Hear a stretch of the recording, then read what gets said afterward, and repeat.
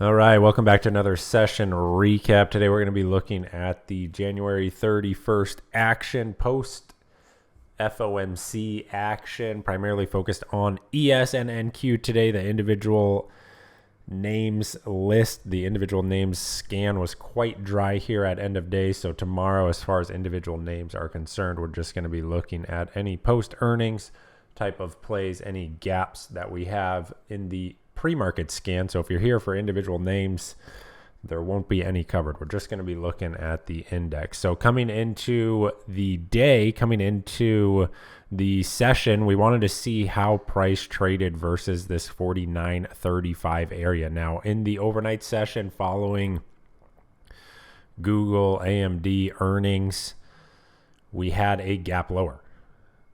Sizable gap lower in both NQ and ES. And so price right through here puts us back into that near-term range high. So essentially overnight, no real interest versus that 49.35 area. In fact, price spent most of the overnight action, or most of the overnight session rather, below that 49.35 area, and it began to serve as a level of resistance. So what I wanted to see this morning was whether buyers could show any move up through that 49.35, any move up through that overnight high, that pre-market high.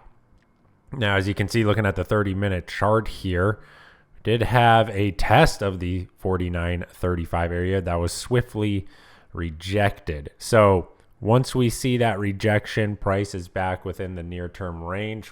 We're going to trade to the next area of demand, the next area of support. In this case, it was the near-term volume point of control as a level of interest. As always, whenever we have a range type of trade, I'm always using this near-term volume point of control, that 49.15, as a level where we want to see, all right, are there any interested buyers in this zone or not? Now, if we look at the intraday action from today, when we tested that 49.35, could see someone was interested here, right? Someone was interested here, but we don't really have a true signal.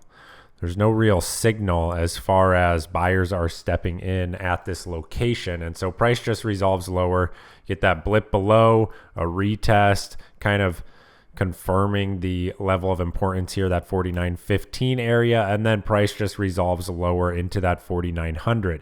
Now 4900 held for pretty much the duration of the session, even post FOMC. You see this is the rate announcement right through here.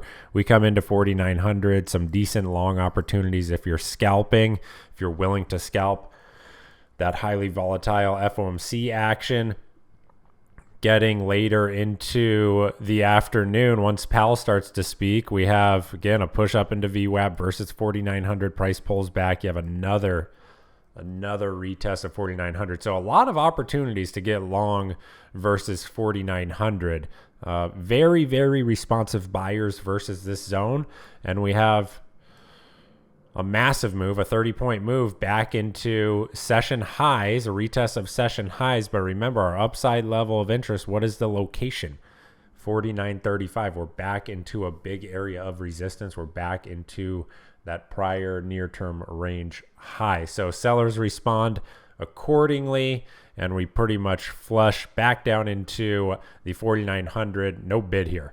Absolutely no bid here. So anyone who is accumulating through here, they either locked profits or they're taking their stop on this move lower as price pretty much just flushes the 4900 to test then our downside, our other downside level of interest at the 48.75. So that's kind of a recap of the action for today. Where are we now?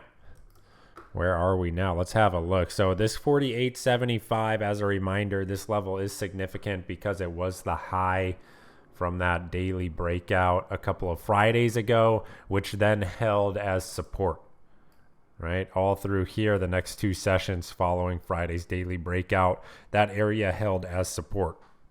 So we did again see some responsive buyers versus that initial test into 48.75. Price just pretty much sitting there at that level right now. So it makes the approach for tomorrow quite simple. I'm going to be watching to see if there is any buying interest versus this zone. If not, if sellers from today continue to step in here, we have pretty much no real support until that prior daily breakout point is retested. That's this blue zone right there here. And if I get back to the daily time frame chart, it becomes pretty clear here what we're looking at. So remember, we had about a couple of months just vertical with the exception of this consolidation, and then a month-long consolidation all through here, right? Price just kind of coiling for another leg. That leg resolved higher. This area right through here, 48.40 or so, was the breakout point. So price breaks higher, nice breakout. Now we're resolving back down, back into that prior breakout point. So I'll be looking again at the 48.75 area. If that fails during tomorrow's session, if there's no responsive buyers there, we'll be looking at the 48.40, which is also the rising 21 MA that you can see on the chart right there as well. Now, as far as big picture structure is concerned, a retest of the prior breakout point is pretty normal. So it's a little soon to say the sky is falling and we're going to be entering new bear market conditions. This is just one sell day on the back of a big volatility event, right? FOMC. The main area where buyers will really start to be in trouble is action below this breakout point. So 48.40 is going to be a very important level on the weekly time frame chart right through here. You can see the current shape of that weekly bar today with today's action. Big shooting star, right? So I won't be surprised to see some follow through on this move. Maybe not tomorrow, maybe early next week, but a retest of the 48.40 would not surprise me whatsoever. Here's the bigger picture context when we really zoom out. Now, as a reminder, SPY, the ETF that tracks the index, is at all-time highs, right? So that test, which would be equivalent to 48.40 in ES, is about 478 in SPY.